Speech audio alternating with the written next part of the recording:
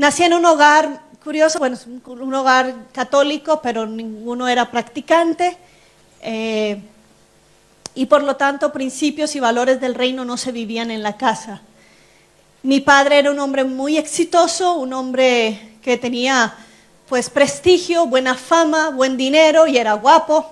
Y esas cualidades no le servían mucho cuando no tienes un carácter en Cristo, en el sentido que pues era muy coqueto también. Y mi mamá una mujer muy joven, muy guapa, pero muy de principios. Cuando se dio cuenta de estas actividades de mi papá, decide separarse de él. Él pensó que el dinero tal vez la iba a sostener. Le decía, ¿tú de qué vas a vivir? Tú no me vas a dejar nunca, o sea, te tienes que aguantar la situación porque tú no vas a salir adelante sin mí. Una mujer que no trabajaba, no tenía necesidad, trabajaba obviamente en su casa, mucho trabajo con sus 3 hijos, pero sin conocer del Señor, ella en ese momento de crisis conoce de Dios, alguien le comparte del Señor y bendita hora en donde ella se refugia en el Señor, pero toma fuerzas y ella toma una decisión. Ella me dice, tal vez si yo hubiera sido más instruida en el Evangelio, tal vez yo hubiera peleado por mi casa, tal vez yo hubiera tenido herramientas para compartirle a tu papá, pero no fue así. Estaba muy nuevita, me fui de la casa, se fue con sus 3 hijos y de todos modos a un seguro incierto, a no saber cómo iba a pagar todos los colegios privados de nosotros, pero se fue con Dios sembrado en su corazón. Y lo que nosotros vivimos como familia, mi hermano mayor tenía 9 años, yo tenía unos 8, de 7 a 8 años, y el menor tenía 1 año y medio cuando ella hace esto. Pero bendita hora en donde el Evangelio entra en nuestra casa. Y aunque éramos muy, muy verdes, muy pollitos en las cosas del Señor, no entendíamos mucho, teníamos una hambre tremenda por el Señor y por su presencia. Todas las noches ella tomó el compromiso de decir, a las 7 de la noche vamos a orar en esta casa. Éramos de escuela, no había ningún problema en los horarios, pero por 8 años estuvimos orando todas las noches a las 7 de la noche, por nuestra casa, por la vida de mi papá, por su conversión, para 8 años después ver la obra de Dios en la vida de mi padre. Pero lo importante de ese cuarto de oración como familia, es que en ese cuarto de oración mi hermano mayor recibía visiones, mi hermano menor recibió el Espíritu Santo a los 3 añitos y empezamos a desarrollar cada uno un ministerio, se empezó a cocinar dentro de la casa, sin saber que muchos años después mi mamá estaba formando en ese cuarto de oración a 3 pastores. Cada uno de nosotros es un pastor, uno en Medellín. Ayer me llamó y me dijo, Gloriana, la iglesia cumple apenas 5 años. El Señor me dijo, fuimos en octubre del año pasado a celebrar su 5º aniversario y el Señor le dio una palabra a través de mi esposo y le dijo, escribe lo que sueñas, pero te vas a quedar corto con lo que voy a hacer. Con lo que vas a escribir te vas a quedar corto. Y me llamaba y me decía ayer, Gloriana, hemos comprado un terreno para la iglesia en la zona más cara de Medellín, una zona hermosa. Y un hermano dijo, hermano, Dios puso una carga en mí, tengo una plata perdida, son 1.000 millones de pesos que tengo, que es una plata que yo sé que no me la van a pagar. Pero yo le he dicho al Señor que si me la pagan, se la doy a la obra, la doy para lo que usted está soñando. ¿Y qué cree? Mi hermano empezó a ayunar y a orar y en menos de 2 semanas la plata perdida se la pagaron y el Señor dio lo que se necesitaba. Y dice mi hermano, no tuvimos que desembolsar ni un peso. Miren, los de abajo les ganaron. ¡Aplaudan al Señor! ¡Aleluya! Muy bien, esos de abajo están animados, yo creo. Y cosas así preciosas. Él está en Medellín, mi hermano menor. Bueno, en mi ciudad, en Barranquilla, es muy famoso el carnaval. Y entonces nosotros como iglesia siempre tratamos de hacer campamentos, apartarnos, pero por las calles venden muchos instrumentos musicales. Y mi hermano, el pequeño de 3 años, quería un tamborcito, de esos de los de la cumbia. Y Usted sabe, la cumbia colombiana es famosa también, como la cumbia argentina, es diferente, pero bueno, se conocen. Y le compró mi mamá un tamborcito, y ese era nuestro instrumento de adoración en ese cuarto. Empezó a los 3 años con un tambor, a los 5 a tocar guitarra, a los 6 tocaba el piano. Y ya a los 8 años teníamos una banda que íbamos a ministrar a hogares de gente que estaba saliendo de las adicciones, íbamos a ministrar a iglesias. ¿Y qué cree? Yo tocaba las maracas, ¿cómo le parece? Cantábamos, adorábamos al Señor. Qué maravilloso cuando en tu casa empiezas a traer la presencia de Dios, porque solo ella es la que te lleva al destino. El Señor empezó a darnos sueños. El Señor empezó a hablar, me empezó a mí a dar muchos sueños de cosas que iban a pasar, aún de la muerte de mi padre. Un mes antes de que mi padre muriera, el Señor me lo avisó, y mi padre no estaba enfermo, pero mi padre fue un hombre, como les dije, muy conocido y era muy popular por la obra que había hecho en la zona, en la región Caribe, en Cartagena, en Barranquilla y en Santa Marta. Y en esos años, en los años 90, era muy peligroso ser famoso en Colombia. Porque una vez tú tenías un buen nombre o tenías prestigio, eras un blanco para la guerrilla. Y la guerrilla colombiana estaba en ese momento secuestrando personas que pudieran sustentar antes de la alianza que hicieron con los carteles de la droga. Entonces esa era su manera de financiarse, secuestrando a muchas familias sufrieron de esto. Y mi padre recibe una carta de secuestro. Él me dice un viernes, yo voy a venir aquí, les voy a avisar. Estábamos todavía separados, pero había una buena relación. Él ya había recibido al Señor en su corazón como Señor y Salvador 1 año atrás. Estaba empezando a conocer las cosas de Dios a través de nosotros. Y resulta que me dice ese viernes, yo voy a bailar el vals contigo porque yo no sé si yo lo pueda bailar en tu boda. Ya yo tenía 17 años en ese momento. Así que mi hermano tocó un vals en el piano y bailamos los dos. Y yo le dije, ¿por qué me dices eso? Pues porque tengo una carta de secuestro. Yo les digo que a mí no me van a secuestrar. A mí me sacan de la camioneta muerto.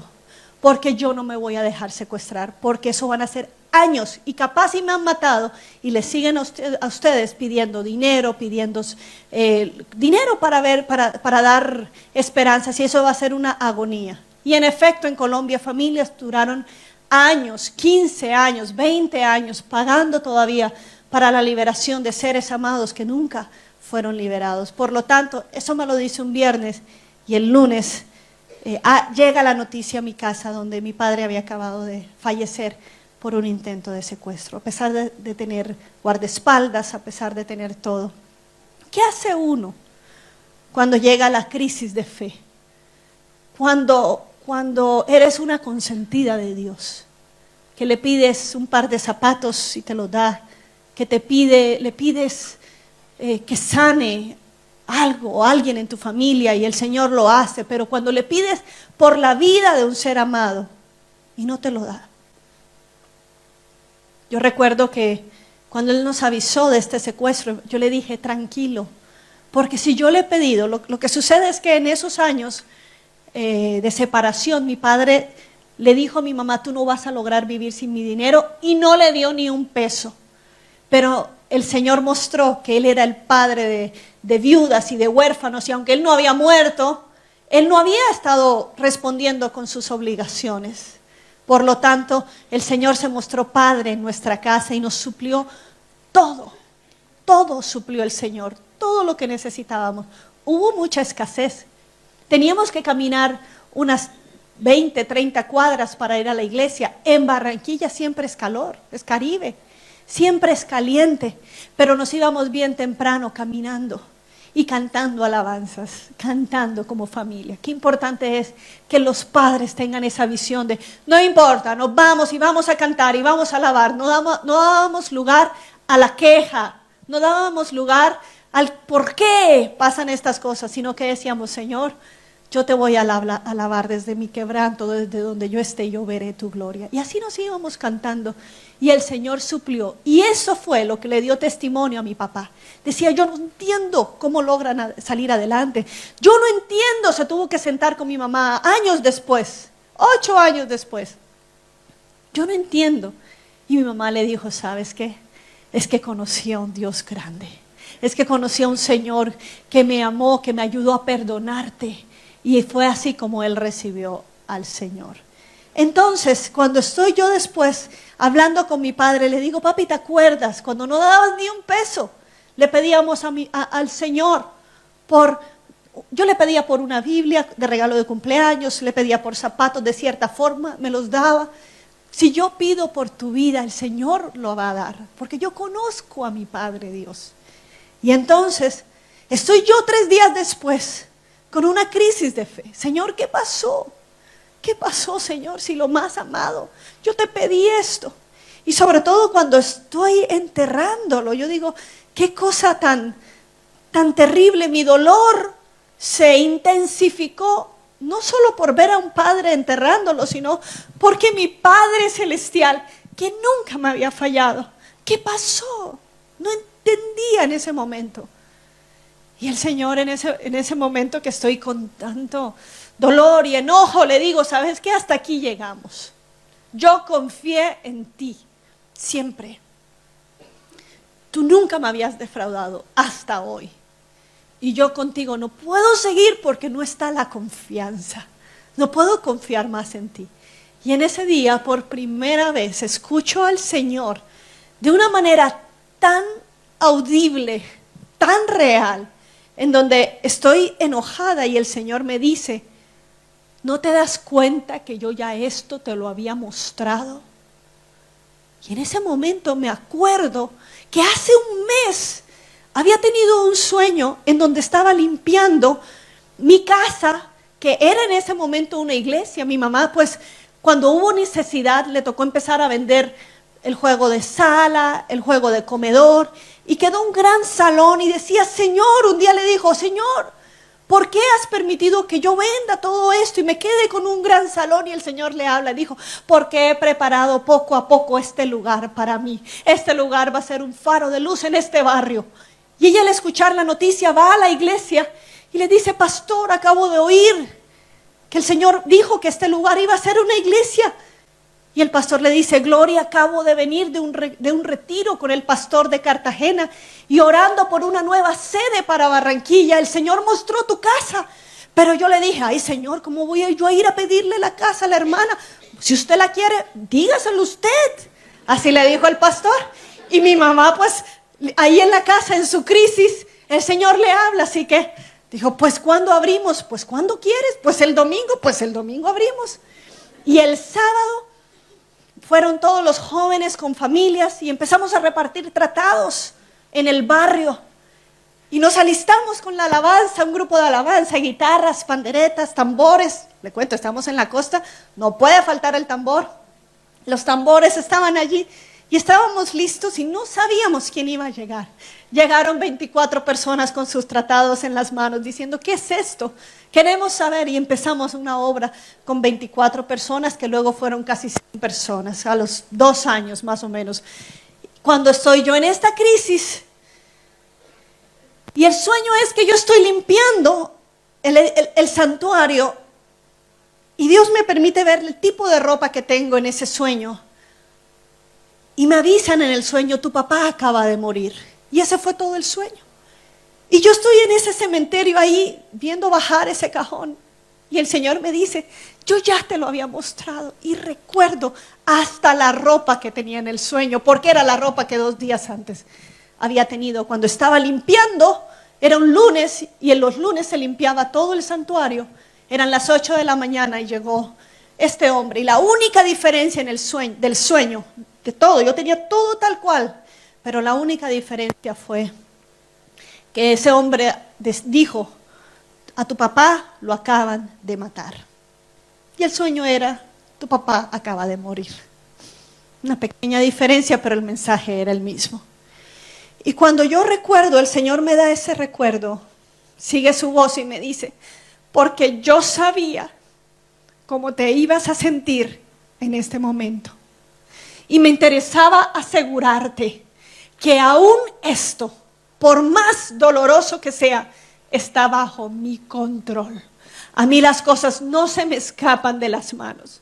Todo esto está bajo mi control.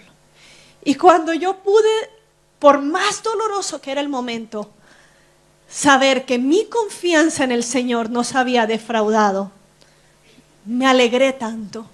Y le dije a mi hermano menor, que en ese momento tenía 10 años, a mi mamá y a mi hermano, ¿se acuerdan del sueño que les conté? El Señor me acaba de decir que era para prepararnos para este momento. Y todos nos secamos las lágrimas en ese momento. Y adoramos al Señor y le dijimos, Señor, gracias porque tú tienes cuidado de nosotros. No sabemos qué va a pasar mañana, pero sabemos que si tú estás con nosotros, yo puedo descansar y confiar en ti, por más difícil y dura que sea la situación. Y así fue.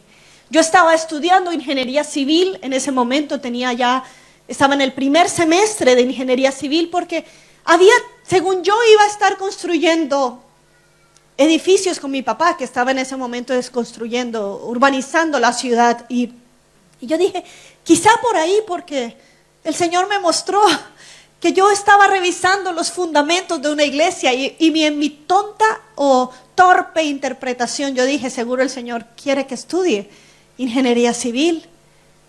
Pero lo que el Señor estaba haciendo era que yo iba a revisar y iba a estar trabajando por los fundamentos de la iglesia, por su iglesia, gracias, pero desde otro punto, desde la pastoral.